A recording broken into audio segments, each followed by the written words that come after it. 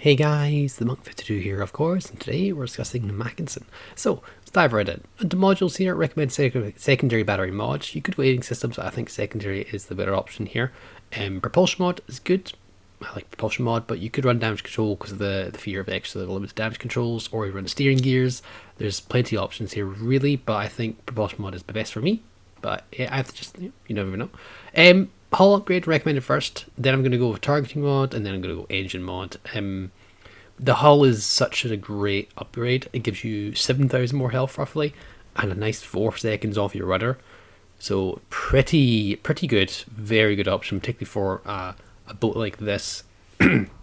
So the good thing about the Mackensen is it actually does get its sonar, which is 5.3 kilometers, very good sonar, and lasts for a very long time as well.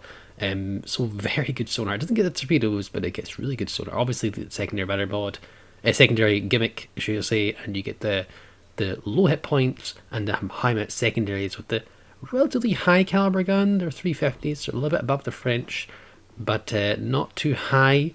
Be aware of that, but you catch something broadside, they still do plenty damage, you know. Say 340 millimeters with Normandy, and 350 with the free trick as well. It's essentially the premium version of this boat.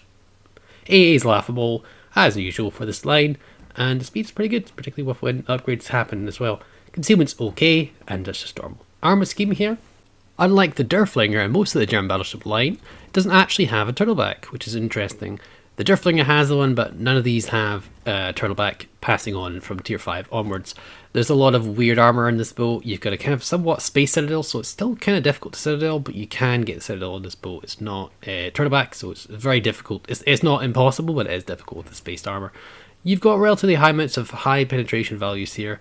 It may look relatively tanky on the surface, but this means you eat solid pens. Not much superstructure for a German BB though, so that's pretty good.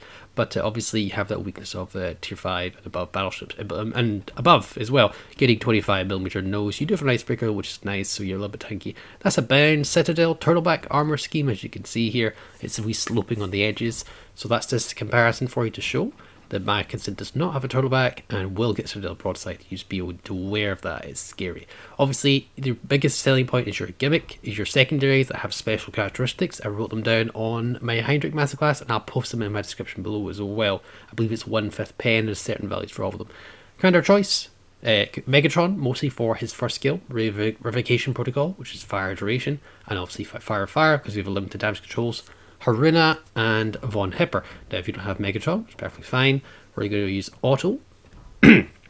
With we're not using this one here. We're using No Fly Zone because honestly, nothing else is really useful there. Porcupine, Firefighter, Mass Mechanic, and probably swap out Fire with Fire.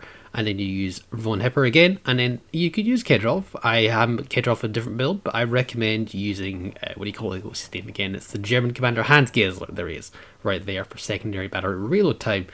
So that is your free-to-play option. So yeah, without much further ado, let's dive right into a battle. Now, we're loading into a match here. It's a pretty interesting match in terms of what the boat ideally can do in the right circumstances and ideally should be doing. As you mentioned before, we're using Megatron, so you hear his voiceover, which is somewhat entertaining, which is always nice. But yeah, this boat has Battlecruiser dispersion on its guns. So the guns itself are very accurate, which is why I didn't really need to buff them. Usually with the battleship line early on, I actually run Hipper for most of it to get the baseline, you know, the one that leads to Bismarck. That's usually an accuracy-ish, kind of almost a hybrid accuracy build for most of my Germans, and then a higher tier I swap out to the brawlers. But with this, you don't really need to build into accuracy at all because the guns are accurate plenty. They're Battlecruiser dispersion, so very good accurate guns. Obviously, they're very low caliber, but at the same time, they are sufficient enough. And the good thing about having low caliber guns is you murder cruisers because you need a lower threshold to arm your shells, which means you're less likely to overpenetrate the armor. So yeah, get some good accurate salvos here. You've got 8 guns, which is always nice. Turturus is decent, and you have improved its secondaries that the Derflinger and the rest of the line have. Unfortunately, you don't have torpedoes yet. That's at tier 6, which we've already covered that one. I thought I'd release the tier 5 Mackensen when they come out of early access, and that's what I'm doing here. And we'll get other stuff coming out, you know, so we'll have to see. But yeah, you really want to be somewhat aggressive, but at the same time, you don't have torpedoes. You're not the ultimate brawler at tier 5. though you're pretty close to it, honestly. But you definitely want to be getting in somewhat engagement range for your secondaries, because your secondaries are really your bread and butter. Your guns are great at all though, at tier 5, really good, but you definitely want to use those secondaries to set some fires, cause some panic, and get some really good shots in. As you can see, the shells are really good, really accurate as well. I mean, there's a little dispersion there, but overall, I'm pretty happy with it. Yep, definitely. There we go.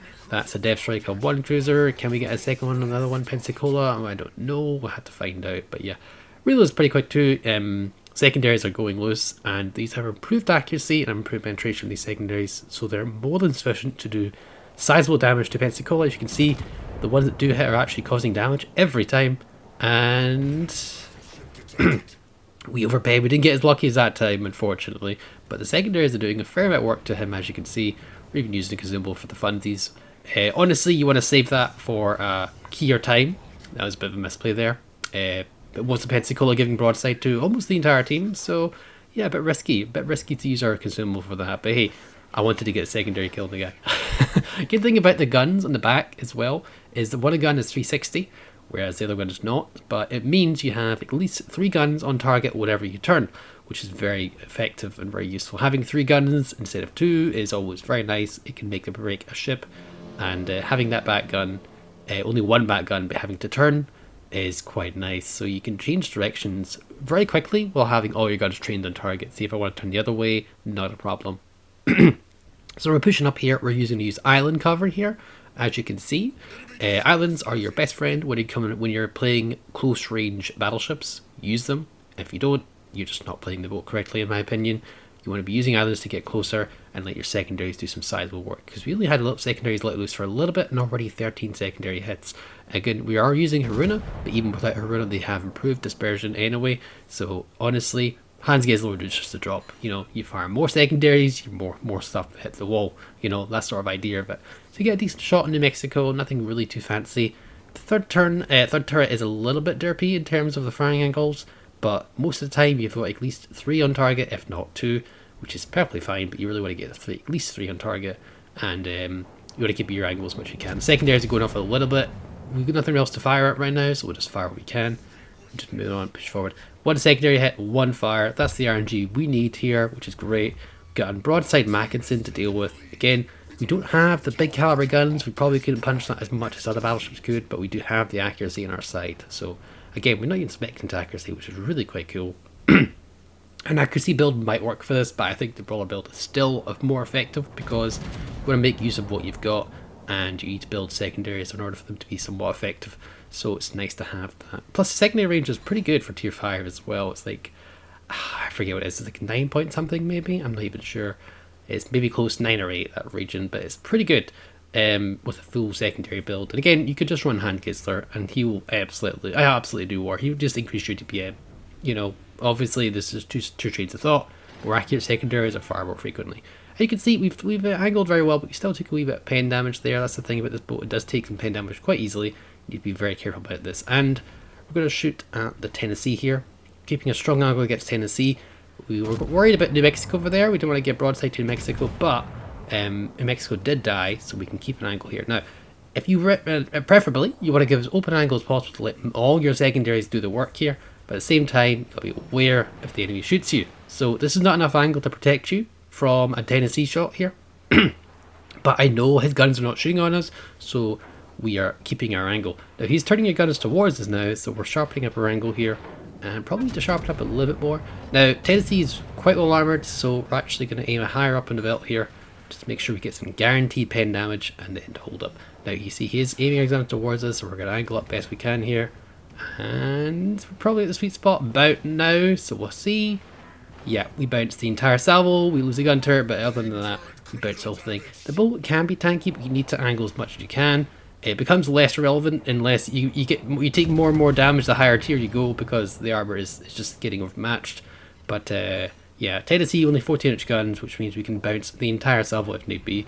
Everything is at minimum 25mm, so we're just going to let the secondaries farm the guy, and we're just going to sit here. Really, we can back up a wee bit, but we're happy where we are. We keep a solid angle, and we just let the secondaries work him over. And you can see, even with a solid angle, bouncing the shots, the secondaries are doing the work.